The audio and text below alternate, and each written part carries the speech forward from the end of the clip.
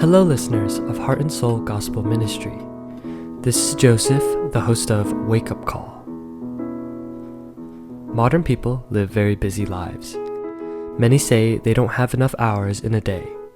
Even for our spiritual walk, we often say there are many things we should do but cannot do because we simply do not have enough time. We say we can't pray because we don't have time. We say we can't attend worship because we don't have time. We say we can't read or meditate on the Bible because we are too busy. Yet, despite our lack of time, most of us still manage to eat, watch the news, keep up with current events, check stock markets, organize emails, watch countless YouTube videos, and follow certain dramas or reality shows. The well-known American pastor John Piper once said, "On the final day of judgment, the evidence that we failed to live a life of prayer will be a Twitter and a Facebook. It will not be because we lack time, but it will be because we lack the priority." These days, we might also need to add YouTube to that list. On the last day, when we stand before God, if He asks, "Did you faithfully fulfill the mission I entrusted to you in the world?" Can we confidently answer, "Yes, I did my best"? And what if God responds, "Really? Then let's calculate how much time you spent on YouTube, Facebook, TV, and entertainment while we were on earth." How would we react? Would we be able to say, "Go ahead, check"? Or would we lower our heads in embarrassment with our face turning red? Nowadays, most people don't watch traditional TV broadcasts as much. Instead, they spend more time on YouTube or streaming services like Netflix. The convenience of watching whatever we want whenever we want is appealing.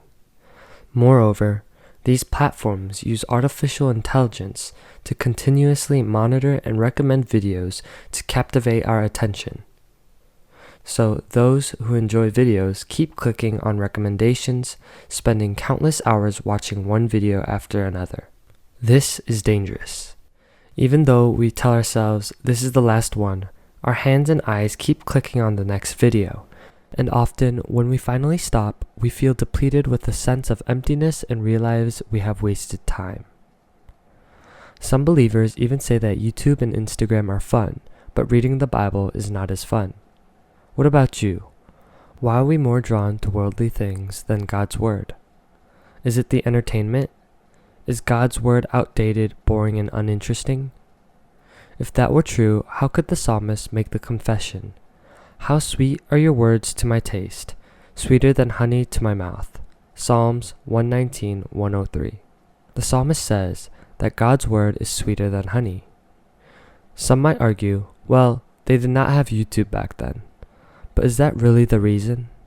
Just because there was no YouTube then doesn't mean there were no distractions and temptations. There have always been things in the world that captivated human attention since the Garden of Eden. Ultimately, the real issue is this: what is my heart seeking? What am I looking for? If we desire holiness, goodness, purity, and righteousness, then God's will still be sweeter than honey, more joyful than YouTube. However, if we seek the opposite, if we delight in what is unholy, unclean, and unrighteous, then God's word will seem outdated, tiresome, and like nothing more than a boring lecture. Dear Heart and Soul Gospel Ministry listeners, what is your soul seeking? What do you long for? The law of the Lord is perfect, reviving the soul. The testimony of the Lord is sure, making wise the simple. The precepts of the Lord are right, rejoicing the heart. The commandment of the Lord is pure, enlightening the eyes. The fear of the Lord is clean, enduring forever. The rules of the Lord are true, and righteous altogether. More to be desired are they than gold, even much fine gold, sweeter also than honey and drippings of the honeycomb. Psalm 19, 7-10. The psalmist confessed that God's law revives the soul, grants wisdom, brings joy to the heart, and enlightens the eyes with purity. And those who serve the Lord with such heart will receive a reward on the last day. A reward that is far more satisfying than receiving vast amounts of gold or even the purest honey.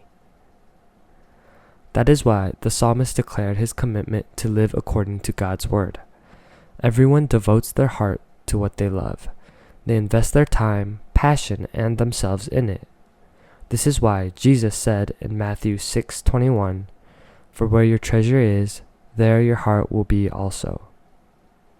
Where's your treasure? Where are you investing your time, your passion, and your very self?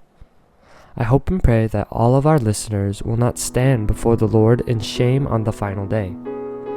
May we all prove with our lives that our true treasure is the Lord. I will see you next week. May God bless you all. Goodbye.